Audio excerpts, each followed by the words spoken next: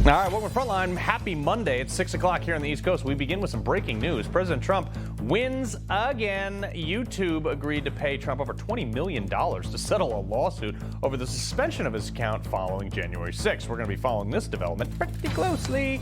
And Trump today announcing a deal with Israel to end the war in Gaza.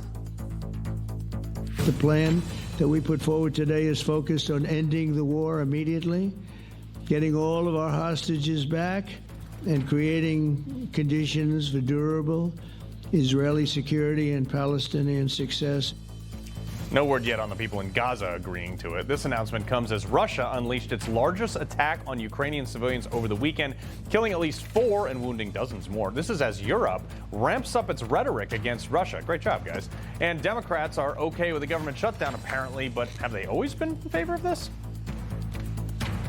In a democracy, hostage tactics are the last resort for those who can't win their fights through elections, can't win their fights in Congress. We must do everything that we can to prevent a government shutdown. A government shutdown of any duration would harm hardworking Americans and our economy. You're in the minority. Just vote for the bill or not. Otherwise, the shutdown's your fault. Unbelievable. But first, tragic, inexcusable, but was it avoidable? These 2 shootings by veterans this weekend? Let's do this.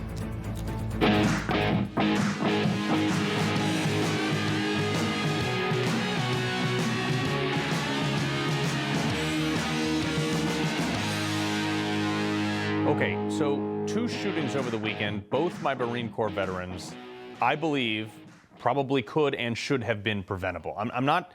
I'm going to get to all this other stuff in a sec because the types of things involving one of my own is deeply personal here. That said, they don't appear to be politically motivated at this time. In fact, we don't have any information to a motive other than possible mental illness, possibly PTSD, as some officials might have alluded to already. The church shooting in Michigan by Thomas Sanford, the 40-year-old Michigan from Sunday, and the authorities, they addressed this afternoon. As of right now, we are calling it an act of violence, as this is an investigation that is continuing. We are continuing to receive leads. We're continuing to run down all information. And once we're able to ascertain definitively what we have, that's when we'll make those statements. But as of right now, this is an act of violence.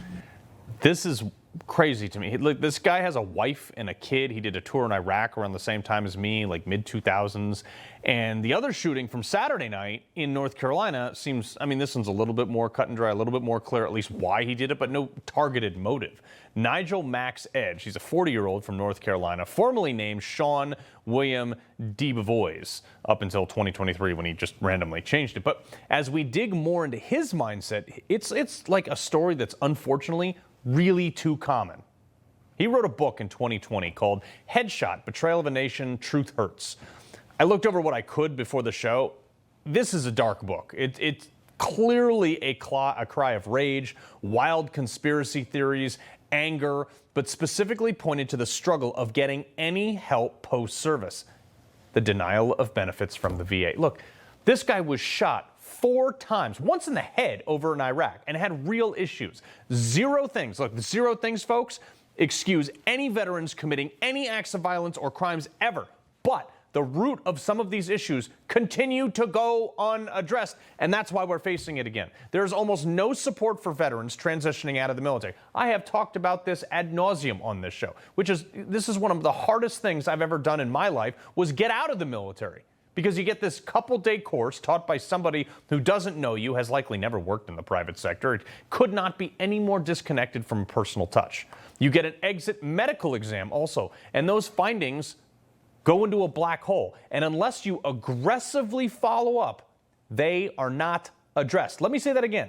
Serious issues leaving the military that are identified in your medical exams from active duty, nobody will chase you down to make sure you are okay. Now imagine going from a high-intensity combat environment like this guy did or these guys did in a structure that tells you where to be, when to be there, and what to do when you get there to have a nice day even though you were just shot in the face. And again, it doesn't matter who is at the top of these organizations like the VA. Doug Collins doing a great job as far as he can, everything he can do to fix the system. But the forward-facing aspect of all these service industries is the exact same.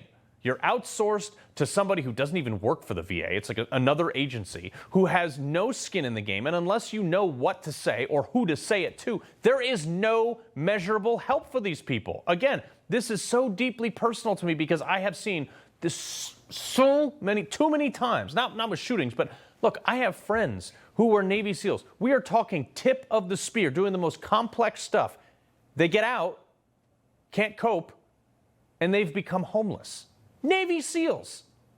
If you call the VA because you're looking for help, it's this like rigorous process passed from doctor to doctor, no personal touch. And that's if you get to see a doctor. You may have to talk to like 15 phone operators before you even get an appointment. And the military also, half the time, doesn't even communicate what's wrong with you in those exit evals to the VA once you get out. I had to physically hand them my entire medical file because they didn't have any of it. Case in point. Remember this mass shooter in Maine?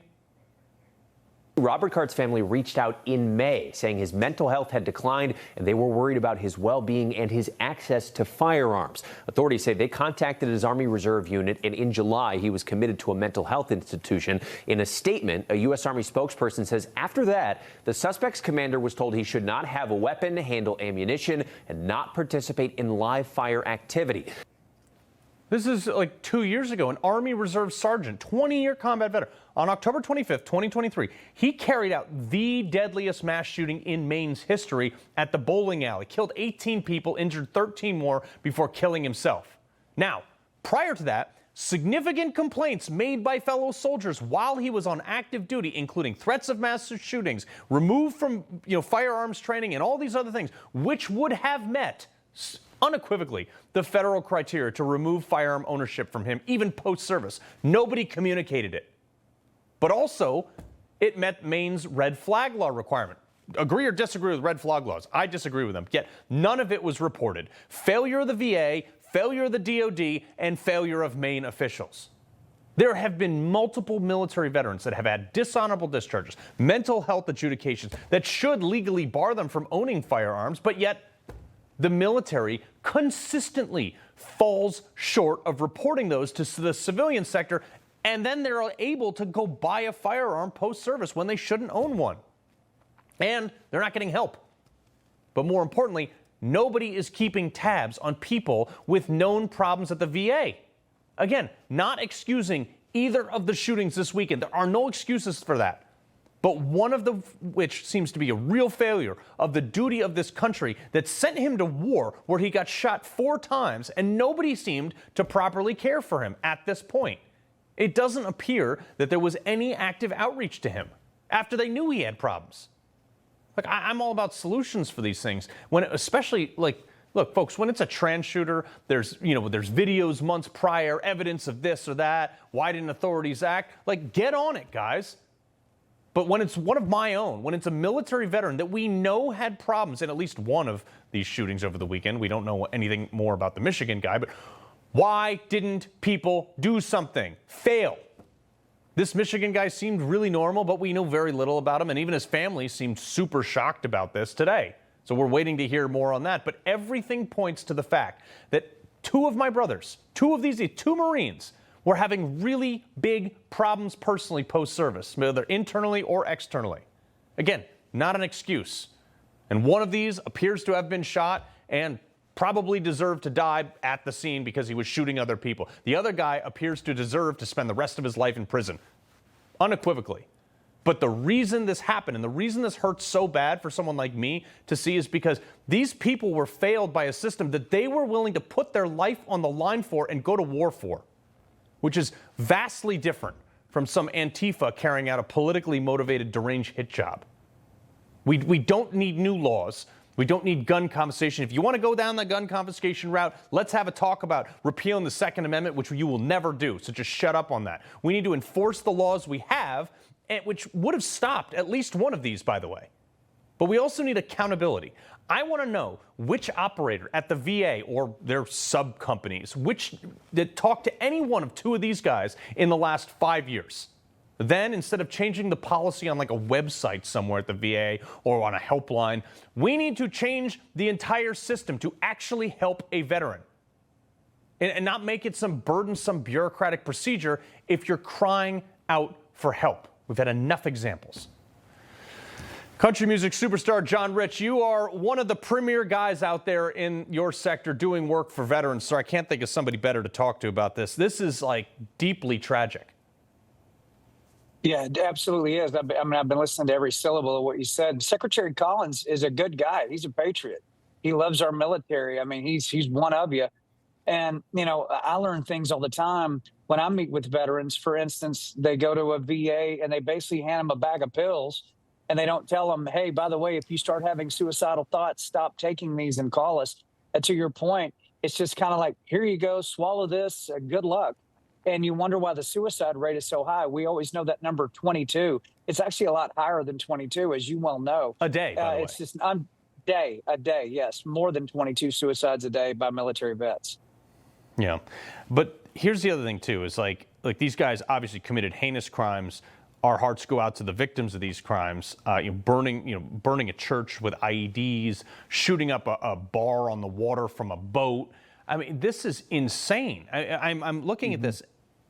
At one point, do you say, when you get out of the military, you have to be assigned a single point of contact that is your rep or anything? Like, do you see, you've done so much work with charities for veterans and stuff. Do you see something that could help here?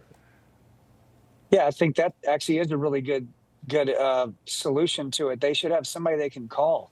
You know, it always astonishes me that our government will spend many billions of dollars every year. And some of these soldiers, as you know, they call them $10 million men because they've got roughly $10 million invested, especially in a special forces guy.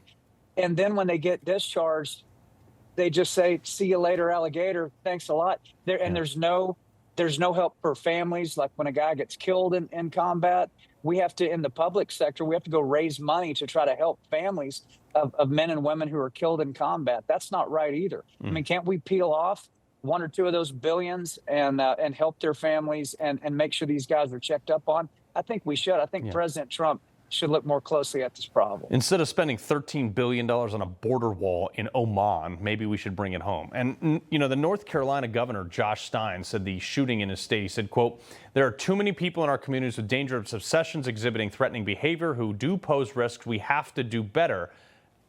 Yeah, I mean, like you just had a schizophrenic criminal stab a woman in the neck on transportation. But the problem is in the wake of these, like, oh, we have to do better. We have to do this. And then just like in the main shooting with that veteran who was clearly deranged and should not have had firearms, nothing changed 2 years later. And we're back in the same scenario. Yeah, I mean, I've pushed for instance, why are there not mental health facilities at all of the bases around the United States? Where if you served at that base, you can go back to that base and have an appointment, talk to somebody for an hour a week or twice a week. I think it would have huge implications to the positive. And these are men, like you said, highly trained men who have been in combat, experienced terrible mental trauma, and they're not being checked up on. It's not an excuse for anybody, but I'm glad you're highlighting this. I wish Secretary Collins could figure out a way to address the problem. Yeah. No, it's really sad. John Rich, we really appreciate this, man. And again, thank you from the bottom of my heart for everything you do for veterans. Yes, sir. God bless you. All right. I want to turn to what happens if you find yourself in one of these active shooter situations anywhere, in a church. Gun Owners of America spokesman Stephen Williford and independent investigative journalist Walter Kurt. Stephen, obviously we've gone to you before on this. You actually did physically stop a shooter in a church with a firearm. What are these people going through that saw this yesterday? So absolutely. And I want to just continue on the same thought that you were after, because the guy that shot up Sutherland Springs, he had basically beat his infant son until he put him into a coma. And then he came in and threatened everybody in the military. And so they put him in a mental institution, and the government was so inept that it did not report any of these mental issues at all, and he was able to walk right in and buy a gun. The thing is, this guy was dangerous, and it was obvious he was, and the government being so inept in everything it does, it refused to recognize that he was a danger to society. He should have been in a mental institution. Yeah. Well, that is the problem. But, you know, Walter, you had posted the other day that, like, unfortunately, it's come to a place where people have to carry when they go to church. And I'm thinking that's the one place you should feel safe. Well, you would think that's exactly what you would think. But yeah, I've been carrying forever into church. It doesn't matter to me, but it's been worse even now as we get into this year. I mean, you see all sorts of stuff with the Charlie Kirk assassination after this attack up at the church up there. But there was also over 400 attacks last year on different religious facilities last year. There was, you know, like 1,000% increase over the past couple of years. So it's only getting worse. But I would recommend everybody has to carry. And you carry everywhere you go. Carry to church, carrying, you know, even if you think it's safe, that doesn't matter. You should have a plan with your congregants. You should have a plan with your parishioners. There's no reason you shouldn't have a plan. There's no reason to even think that nowadays. Yeah, you very rarely see me not strapped because of that reason. And you know what? I hope I never do have to use it. But, you know, Steve, the local sheriff today actually praised the efforts of the people inside the Michigan church, saying that their stories will be heard. Roll this real quick. I will tell you that there are noble heroes who do not wear a uniform that went to that church yesterday. You're going to hear those stories as we lay out this case with law enforcement, but I will tell you this, those heroes from that church did their job. Sir, I mean, they were able to neutralize this guy pretty quickly as law enforcement officers. You were one of the people who had to stand up and do the same once. You know, what is that like? Well, you hope that it never happens. I think you said it earlier. You hope that it never happens to you. But I will tell you, just like, you know, you need to be carrying every day, all the time, wherever you go. We're living in a more and more dangerous world with terrorists coming in and stuff. You need to be aware that it is dangerous. And again, nobody wants this to happen. Yeah. But if you're there and you need to protect your family, your friends, or even someone else's family, you know, carry a gun. It's your Second Amendment right. Yeah. And Walter, the other thing too is, you know, we're looking at 27 states now constitutional carry. Florida just new law that went into place, open carry everywhere. There haven't been any mass shootings. There haven't been any big issues with this. And they're trying to, you know, the left is trying to say, well, guns are the problem. Well, apparently not, because the 3 states with the lowest gun crime are Maine, Vermont, and New Hampshire, which all have constitutional carry. Absolutely. Yeah. Ohio has a constitutional carry in my state, and it's been one of the greatest things, not having to have a permit, not have to worry about it. Everybody could be carrying at any point, and that's how it should be. The criminals, that if you go look at the gun-free zones, those are the real problems. Where the criminals actually know that there's not going to be anybody that has guns. They're not allowed to have them, except them, because they don't care about the laws. I mean, everyone should carry a gun at all times. And I think they should pass them out on the street corner to law-abiding Americans for free. Yeah, I mean, that's the left's argument. Healthcare is a right, therefore it should be free. Well, applies to every amendment then. Stephen Williford, Walter Kurt, we appreciate it very much. All right, coming up, new questions surrounding January 6th. FBI Director Kash Patel saying that hundreds of agents were thrown into, quote, crowd control, but my next guest isn't sold on that. This is a wild new report that's been released regarding January 6th, sparking outrage across the nation. 56 months after the incident and 2 days after the bombshell that 274 plainclothes agents, whatever they want to call them, were present at the Capitol. Now, Kash Patel is oddly saying that they were there for crowd control. Okay, so why was this kept under wraps for, 50-something months? President Trump posting on Truth Social in part, quote, it was just revealed that the FBI had secretly placed against all rules, regulations, protocols, and standards 274 FBI agents into the crowd just prior to and during the January 6th hoax. I want to know who each and every one of these so-called agents are and what they were up to on that now historic day. Hey, look, they all filed expense reports. It should be easy to find them. But here's where it gets really interesting. My next guest, who's been covering this since the beginning, says the video evidence, he's reviewed it, of these so-called 274 plainclothes FBI agents assisting in protecting the Capitol does not exist. Opinion contributor at The Blaze News, one of those who uncovered this story. Steve Baker, we had you on last week. Big update today. They're saying that this is like, oh, no, they were just there helping suppress the riots. Oh, really? Well, they weren't. As I pointed out, after this announcement from Kash Patel after he tweeted out or X'd out, whatever you call it nowadays, that they were there for crowd control. Myself and my partner, who have had more time in the Capitol CCTV viewing room than any other pair of journalists in the world, looking at thousands of hours of this CCTV footage, we immediately responded to each other's in private DMs going, this is BS. I mean, it's not true. We watched it by the thousands. We have analyzed frame after frame after frame, and we never saw any FBI agents at all assisting local law enforcement, assisting Capitol Police, Metro Police, any uniformed police officers in either protecting the building, standing on the riot line, or even clearing the building out. Is he being told to lie? Is he being told this by some underling who's like politically motivated, or is he just lie? Like, I don't feel like Kash would lie. I know him personally. Well, the after action report says that they were sent to the Capitol, so it's not a lie. They were sent to the Capitol for the point of doing crowd control, except there's a big problem with this, Carl. The FBI doesn't do crowd control, and nor are they even trained in crowd control techniques. The other problem that has exacerbated this whole story is the story of them being undercover, not undercover, but plain clothes. There's a very specific and distinct difference between plain clothes and undercover, but these officers were neither. They were the FBI doesn't have a uniform, right? Unless you're one of the tactical units, the SWAT teams, you look like the military guys, and you got the big FBI on your tactical vest. But that's not who we're talking about here. We're talking about the agents who came out of their offices. They put on their ballistic vests, they put on their gear, and they showed up. But they weren't arriving till after the damage was done there. Yeah, and Speaker Mike Johnson was asked about this today. Roll it. Apparently, there were 274 FBI agents in the crowd on January 6th? No. I think the total number of persons Kash Patel just brought some enhanced understanding to that. They were sent there to do crowd control because of everything that was going on. It wasn't a false flag operation, as President Trump suggested. Well, Jake, wait a minute. Hold on, Jake. How do you know that, right? There's a lot I'm just going by what Kash Patel said. Brand new questions about. Well, and I'm telling you that there's videos, and it's always been disputed what involvement some of those persons, engaged in, what involvement they had.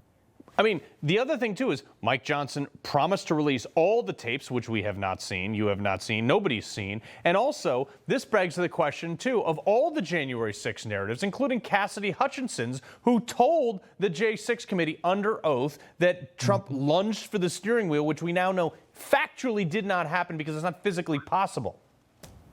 Well, the Cassidy Hutchinson story is another story altogether. It is a lie. She is going to be held to account for that. There is a new January 6th Select Subcommittee that has been appointed with Congressman Loudermilk as the chairman, and it's likely that she's going to get to sit in that seat again. Yeah, no, this thing all seems crazy to me. But Steve Baker, you've been on this from the beginning. We do appreciate it very much. Thank you, Colin. All right, coming up, Portland. They're doing just fine, right? Oregon governor seems to think so after rejecting the National Guard, but we're going to check that out in our Culture Clash. Doesn't look fun.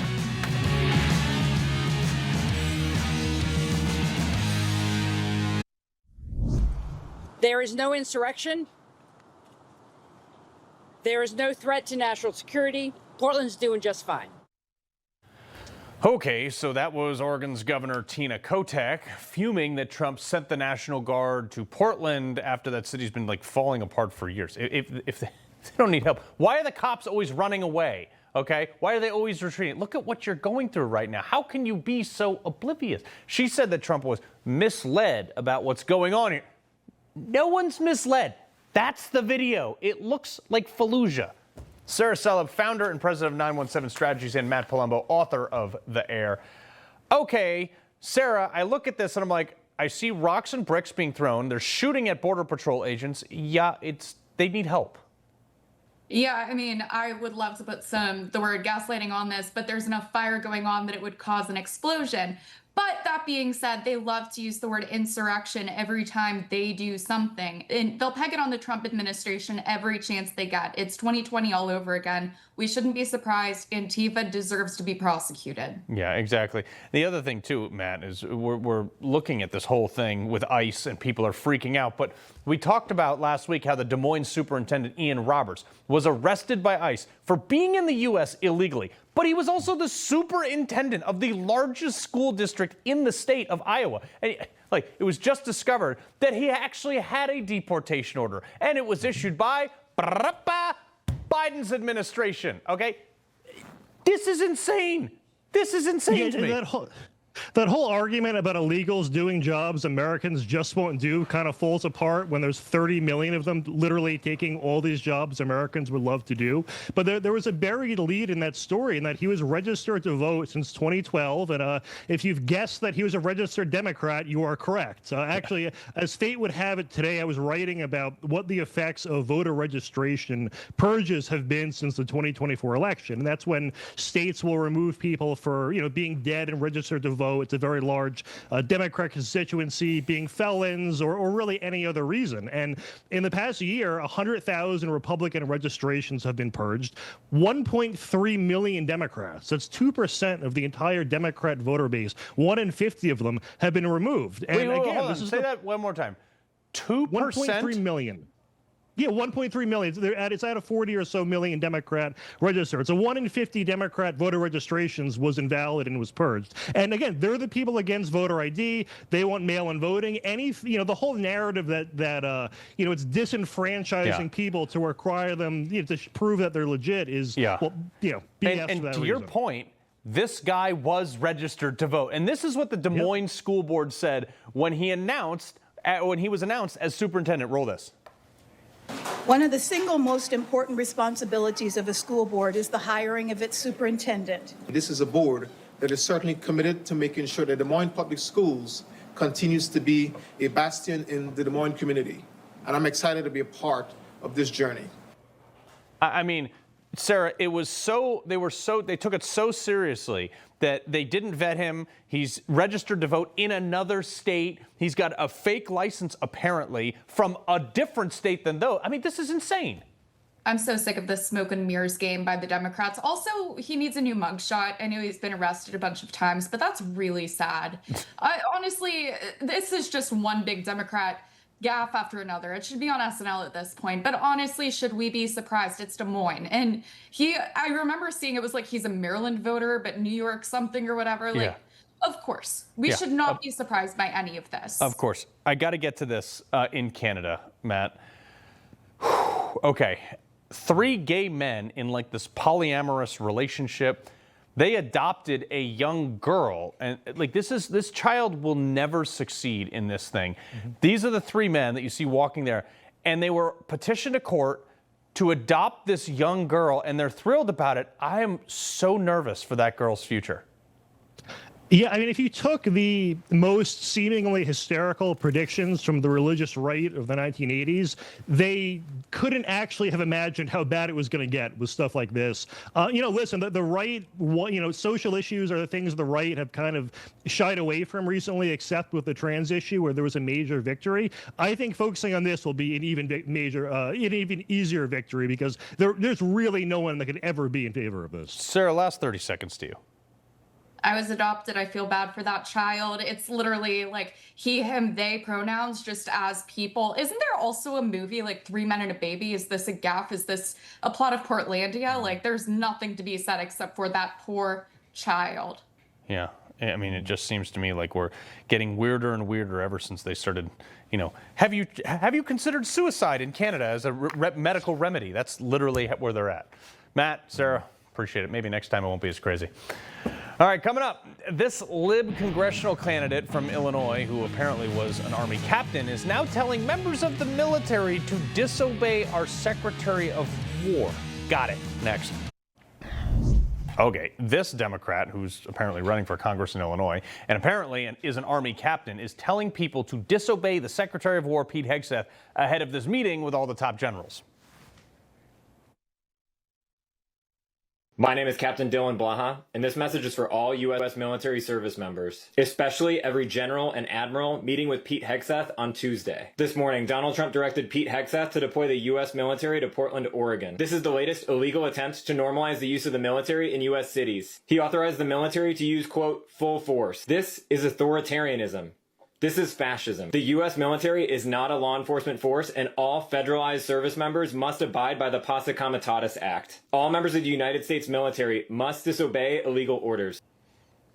Michael Savage, host of Savage Nation. What the actual is this guy thinking? Carl, I'm a civilian, but even I know military law. This man defied orders. He defied all protocols of military jurisprudence, and he should be court-martialed and thrown into Leavenworth for 20 years. Period. End of story. That's what has to happen. Who the hell does this guy think he is? Yeah. No, it is shocking to me. I'm just thinking, and by the way, I don't want to hear another Democrat ever talk about fascism until they completely renounce themselves on their stance on the vaccine mandates, but that's neither here nor there. Thank you. Yeah. I want to talk about justice being served. U.S. Attorney Pirro is seeking 18 months in prison for the deranged lib who spit on Ed Martin on live TV after, obviously all this. She has pled guilty for this because it's on video. And she also kicked two deputy U.S. Marshals while she was being arrested. Look, 18 months, make it an even 36. Yeah, but she has a dog, Carl. Be nice. She's a dog lover. Now, spitting is considered assault in every state in the union. Therefore, it is punishable by law. Now, she's gotten away with this her whole life. That's how she pushed her way through life. You could see that. But I don't think Big Sis is going to protect her now. However, I'm sure she'll be very comfortable in an all-women's prison. Exactly. Well, maybe there'll be some trans men in there. Let's see. No, I'm sure she'll fit right in, and they'll welcome her with open arms, and she'll find out how much minority women in an all-world women's prison love white women like her. She's just going to find out how much love there is in a women's prison. Oh, yeah. It's going to be, look, I don't care if I don't hear from her for 18 months. It'll be glorious. All right, so I know you are a big fan of the UK since they have completely banned you from the country. Their National Health Service in the UK is now saying that, quote, I'm quoting here, first cousin marriage has benefits, despite the birth defect risks and the actual lower IQ that is statistically proven in those types of marriages. This is not a fake headline, sir. They say it is stronger extended family support systems and economic advantages. I'm sure this has nothing to do with the fact that the mass migration is actually meriting their first cousins. Yeah. Well, sure, it's Sharia law. It's acceptable in the Islamic community, as far as I know, to marry your first cousin. And as you well know, there's no England anymore. And if you talk about inbreeding, you don't have to look any further than Keith Starmer. He may be a product of exactly what you're talking about. I'm sorry. I couldn't resist, Carl. You gave me an easy one to put into the basket. But this is actually there are medical studies to show this is bad. But yet here's every time I think that there's no way it could get any worse than what England is seeing now. There they are. They find a shallower part of the shallow end of stupid. Once anything goes, everything goes. I've said that for a few months now. Everything's going in England. There's a land of the Magna Carta has now become the land of let us say fascism, for want of a better word. That is true fascism. The national ID card is what I'm talking about. Oh, yeah. Right out of a fascist nation. Now, first cousin marriage is okay. Arresting people for praying silently outside an abortion clinic is okay. Waving the Union Jack is not okay. What has to happen next until they wake up to the fact that there is no England anymore, and they themselves are the reason, Carl? But even more importantly, and I got 30 seconds left, when do we in America realize that that is trying to come here? Come here. It's here already in Portland, Seattle, San Francisco, Los Angeles, New York City. Mamdi is an example of exactly what will happen here in New York City if we I call him, let's forget what I call him. They can go to my Twitter feed to see that. Let's leave that on Twitter. Yeah. But this man is a clear and present danger. He's a front for the Islamic world. It's bad. In the worst part of the Islamic world, by the way. And he looks to me like a front for the Muslim Brotherhood. It could be. And he's way ahead in the polls. because the people in New York and are Cuomo, stoned, so stoned they don't even know what they're facing here. And Cuomo did end up having policies that probably killed people. So we got to leave it right there. Michael Savage. I understand that. My pleasure, I get sir. it. Yeah. All right. Coming up, restoring American energy dominance. Another one of President Trump's promises made and promises kept. The latest from the Department of Interior on their coal initiative.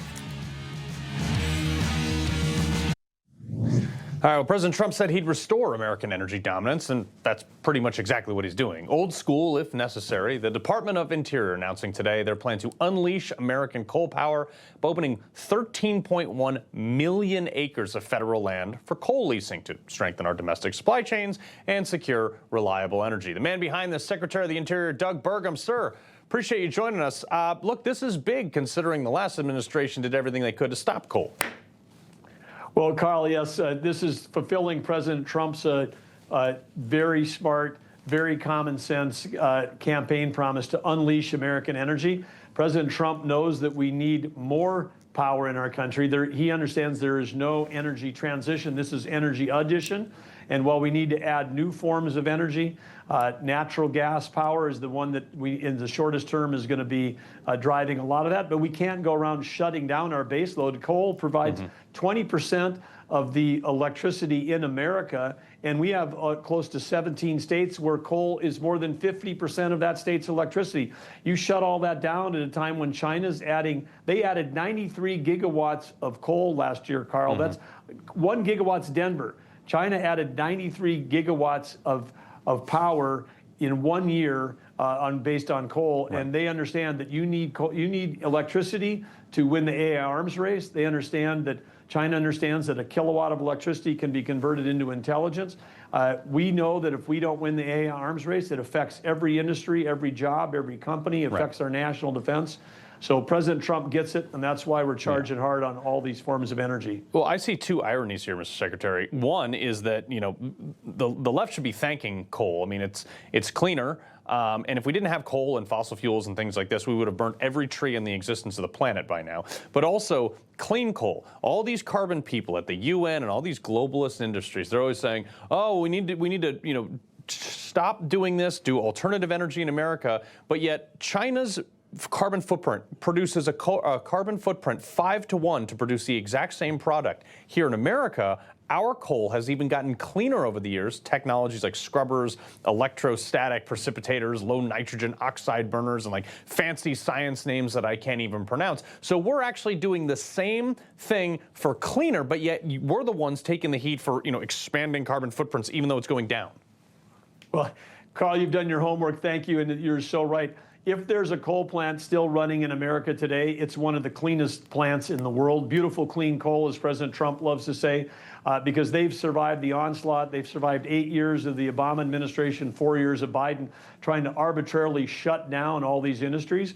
But the other thing Americans need to understand, it's not just that you're going to have a more affordable, more reliable electric bill.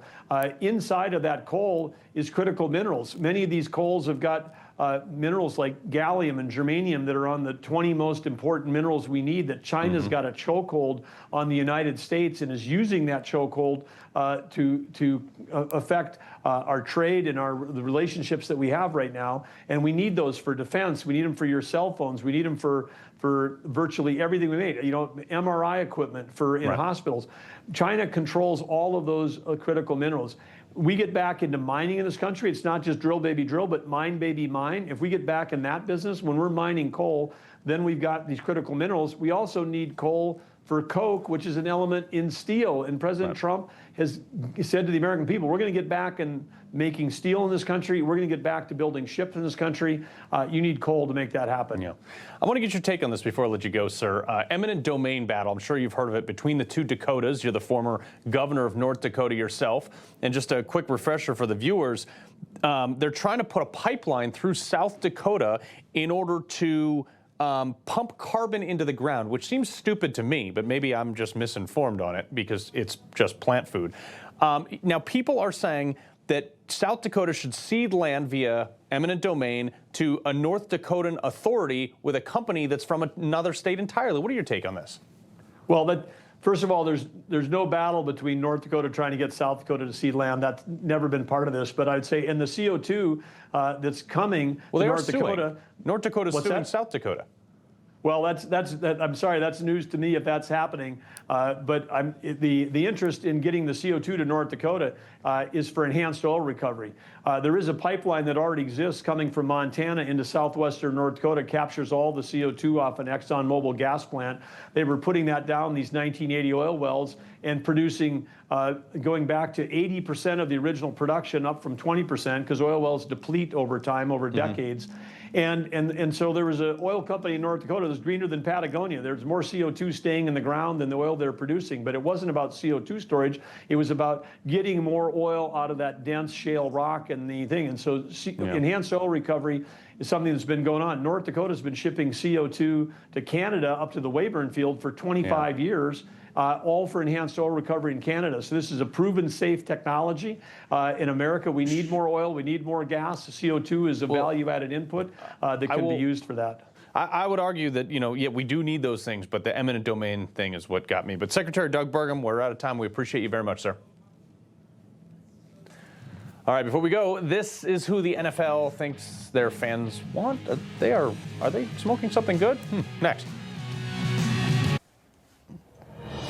All right, folks, just to keep you up to date, right as we were wrapping up that segment, this broke. We just learned that North Dakota will now not sue South Dakota over that eminent domain law regarding that carbon dioxide pipeline we were just talking about. Okay, let's go.